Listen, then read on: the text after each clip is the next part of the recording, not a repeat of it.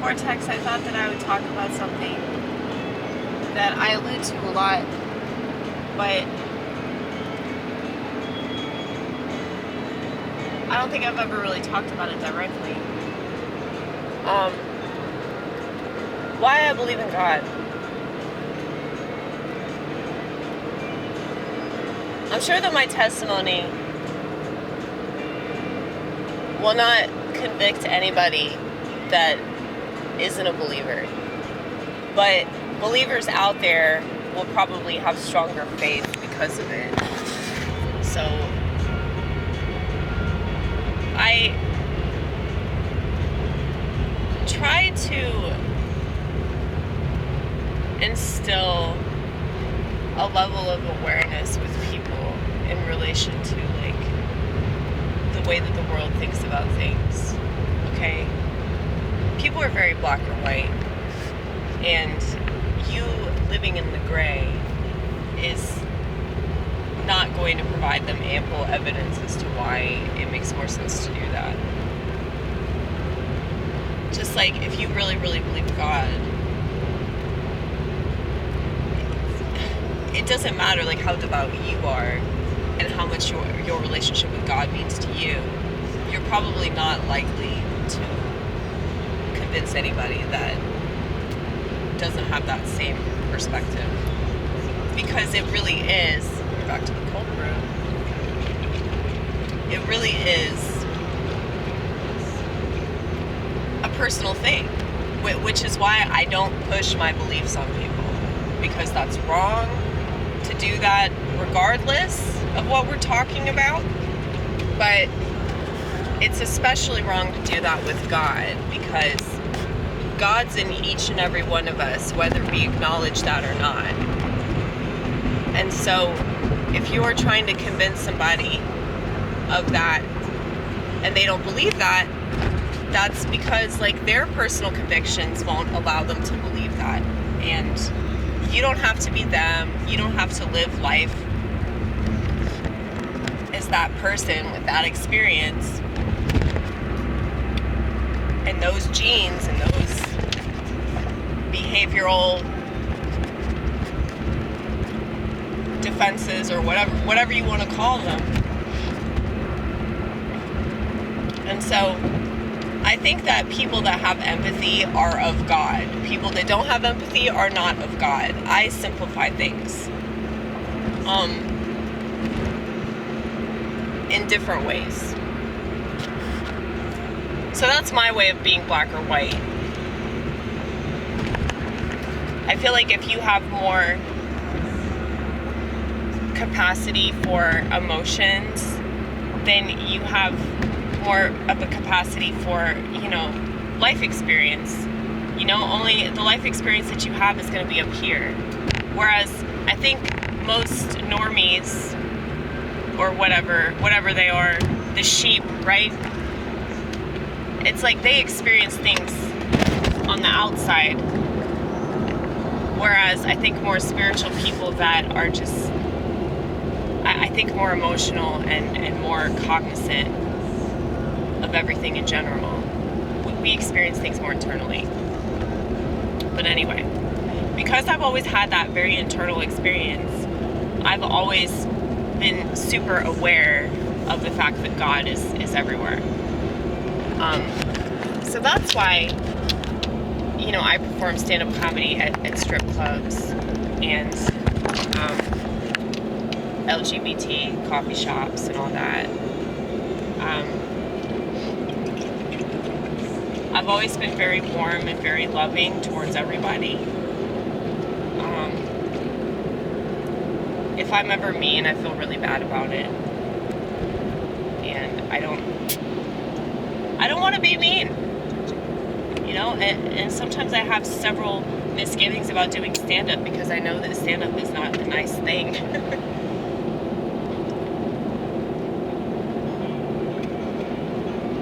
But it's because I have issues with the world, and those issues need to be addressed, and nobody else is addressing them. At least not the way that I see fit. So the reason why I do stand-up is because I I believe the things that I'm saying. And I had a little brief, falling out with the Lord. Shortly after I discovered stand-up comedy, I got a bit of an ego about it. And when I got cocky, I was immediately attacked, and I became convinced that I had all kinds of physical problems that,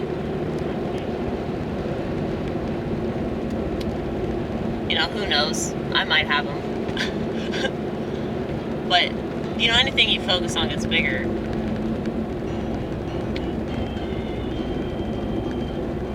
Thank you for the turn signal. We appreciate that.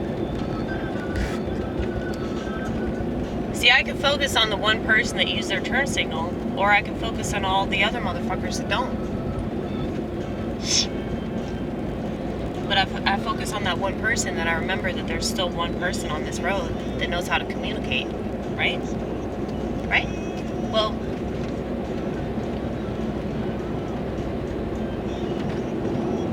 initially when I started doing stand-up, I wanted to talk about mental illness. And I feel like the whole God thing really relates to that. I think that if you're actually mentally ill, you're way more capable of being able to receive God, and you're way more capable of being able to understand His grace. You're way more capable of being able to understand the scriptures, and I think that that's also why schizophrenics in particular, not just myself, because I'm really grateful for this. I'm grateful for the fact that I have enough awareness that I can pull myself out of these delusions that I repeatedly get myself in. But the thing is, the problem with schizophrenia is that a lot of them are not aware enough to do that. So with everything, and I think I'm going to do this on a whiteboard, because I feel like if people have this visual, they might be able to understand it a lot better. With mental illness and with everything, it's just knobs. So, for example, narcissists, we talk about narcissists a lot. Narcissists, I don't even believe that they have a self-awareness knob. Okay? So everybody has a little bit of self-awareness. People that are in the cluster B personality section do not have very much self-awareness, if any at all.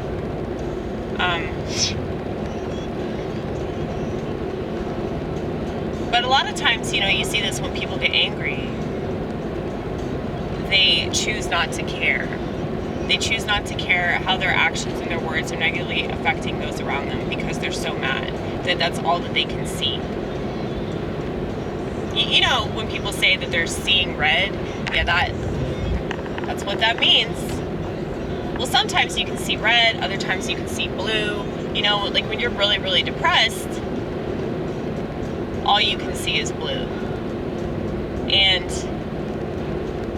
there's no hope, there's no silver lining. And so that knob of awareness as to how bad things are gets turned all the way up. And so I'm sorry that the camcorder keeps doing this. You know me, I refuse to upgrade my phone, so I'm using an old ass camcorder, and we put the camcorder on the dashboard and it moves around quite frequently. But anyway, I've always had a really strong instinct that, I'm talking to something that is listening to me.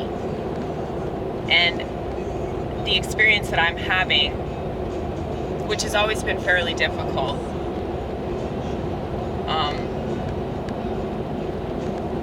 because if you have a lot of awareness about yourself and about the world,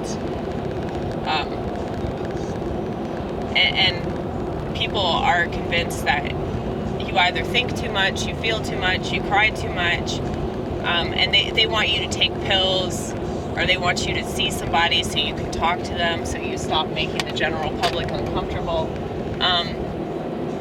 yeah, that's really painful. And like, that's why people commit suicide, by the way. It's because there's no empathy and there's no compassion, and all it is invalidating. So that's why I tell people, like, keep all this shit to yourself. Like, don't tell the plebeian sheep the way that you feel about anything, because they're not going to understand it. You wait for somebody that has the kind of perspective that we do, and you can tell just by looking at them. You can tell because it's a vibe. It's a vibe.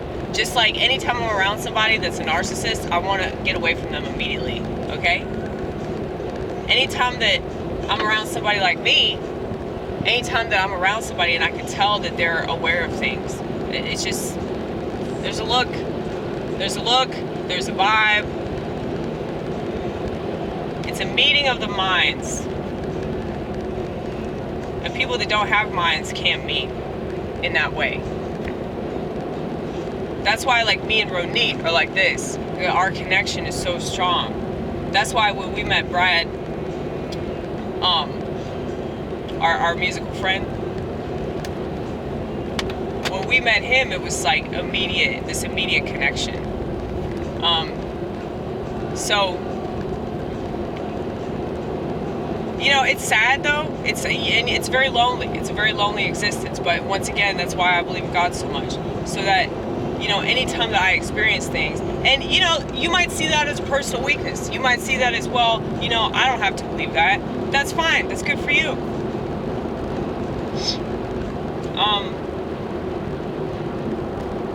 Do whatever works for you. Don't do what doesn't work. How about that? It's not fair for me to speculate and say, oh, this doesn't work for you. Because, you know, as much as I bitch about the phones, it's like, there's a lot of uses for those phones. So, you know, people need to do whatever they think is the right thing for them. But I know that it has definitely comforted me whenever I'm going through something difficult, just knowing that God sees me going through that and that I'm not alone. Like, I've always had that really firm belief that I was never ever alone. And so anytime that I'm out walking by myself, God is with me. And that's something that if I remember that when I'm on stage, I'm way more comfortable up there. And I don't care, like, what the audience thinks about it, like, at all, because I'm with God. But whenever it's like, it's my ego, and I want it to be really awesome, and I want people to laugh, and I want people to understand what I'm talking about. And I mean, it's really awesome when they do laugh and they get something out of it, like, that's great, but it's not really rewarding to me. What's rewarding more than anything is when people say, you know, they relate to me and they appreciate it because they feel less alone. So, you know, this blue-haired chick that was heckling during everybody's sets this past weekend, it's like, she told me that she really, really liked my stuff. And she admitted that she didn't believe in God. So, that means a lot to me. You know, when a secular person says something like that, I know that I'm being very, very effective.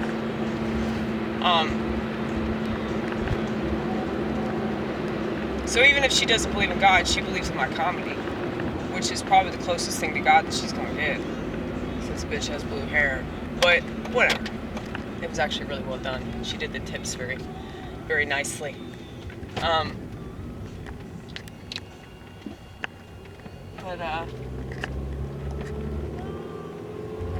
Yeah, I feel like people either believe in God or they don't. You know? It's kind of like they either trust the world or they don't. Like, I don't understand people that were iffy about this recent vaccine, okay? Like, people that weren't sure if they were going to take it.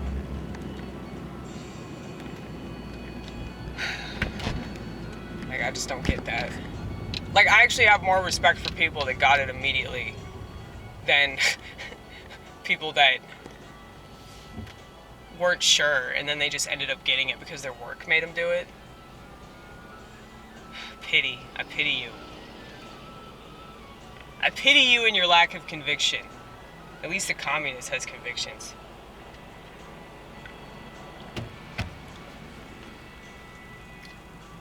But anyway. Yeah, so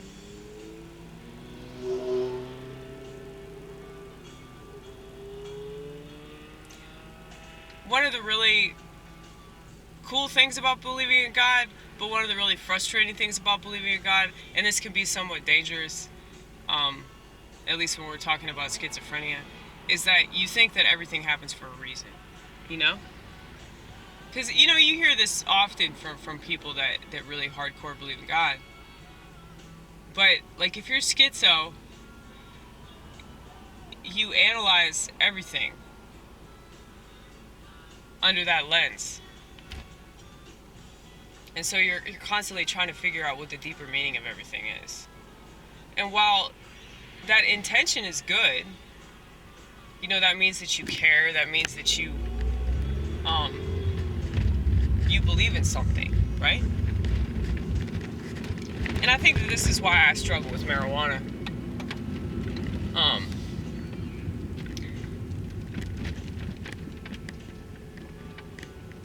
You can get really tripped up with that. And a great example of this was like this dude that I attempted to date about 1.5 years ago. We're still pretty good friends. But I was convinced because he wandered into a bar where I happened to be performing stand-up comedy, and I was wearing a t-shirt that said everything happens for a reason, and these words were encased in a heart, okay?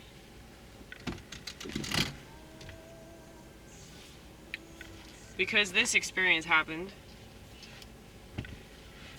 I ended up talking to him for a long time. Yeah, I was totally convinced that, like, we were supposed to get married. I became convinced of this within 24 hours.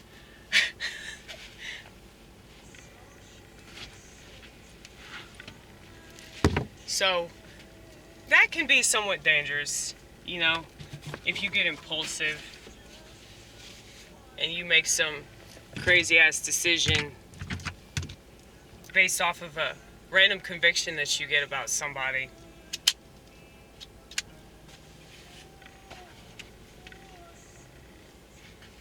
But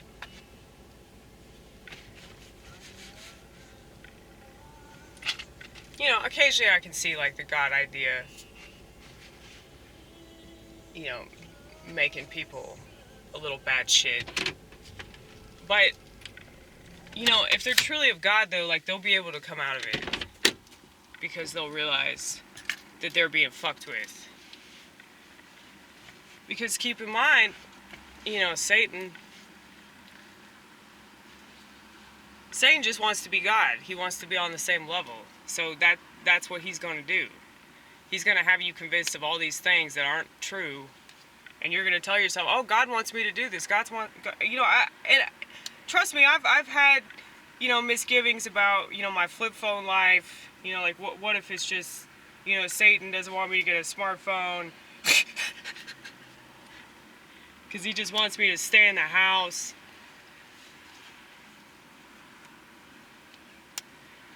I don't know.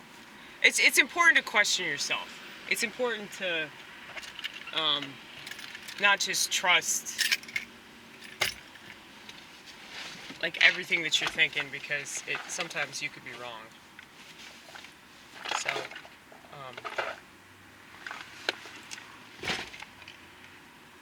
anyway, did that help anybody? Probably not.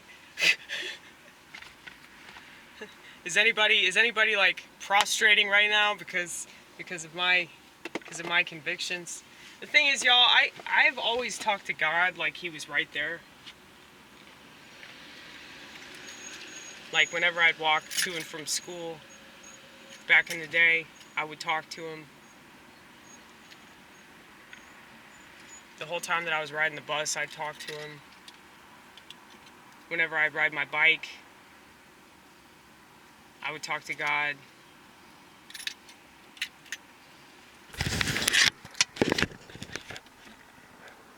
I mean, you know, like when we drive around, if you weren't here, Vortex, that's who I'd be talking to.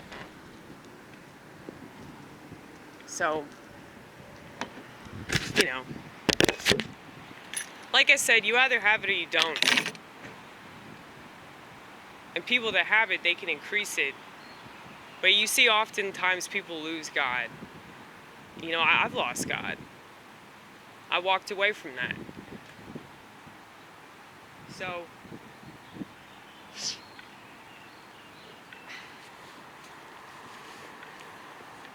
you know, I think it's possible for anybody to like become convicted, but they have to have their own personal experience. They're not going to become convicted through somebody else's experience. It has to be something that they receive. So, whenever people say they're born again and all this shit, like, I'm skeptical. Because a lot of times you see people do this because of their friends or their family or whatever, or maybe their job. Maybe there's some kind of social pressure involved. You see, for me, there wasn't any kind of social pressure. It was just like, you know, I'm fucked up in the head. And whenever I realized that, I'm a lot more likely to trust something that's greater than me. Because I can't fix myself. 37 years, still hasn't happened.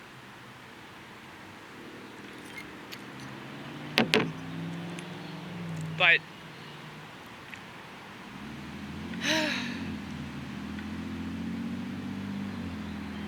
I hope I at least can inspire people to prostrate in the middle of a supermarket.